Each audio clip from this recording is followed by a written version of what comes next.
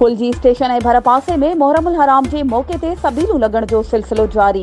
कोट पुराणो देरो पिताफी चौक, भुट्टे पाड़े, दस्ती पाड़े, सैयद वारिस अली शाह बुखारी चौक ते सबीलूं लगायूं वयूं ऐं सैयद रज़ा अली शाह चयो त अशरा मोहरमुल हराम 1 खां 10 मुहर्रम ताईं अल्लामा जवाद हादी ऑफ बिडशाह खिताब मौजू फज़ीलत इल्म कमालात अहले बैत फरमाईंदा। मजलिस खां पोइ 1 खां 10 मुहर्रम अज़ादारी कई वेंदी, जंहिंमें वॾी तादाद में मोमिन हज़रात शिरकत कंदा आहिनि। असांजे ॻोठ में हर साल अक़ीदत और एहतराम सां शोहदाए करबला जी यादि में अज़ादारी ऐं गिरियाज़ारी कई वेंदी आहे ऐं रोज़ाना न्याज़ लंगर पिणु तक़सीम कयो वेंदो आहे। उन मौके ते SP दादू तरफ़ां सिक्योरिटी इंतज़ाम सख़्त कया विया।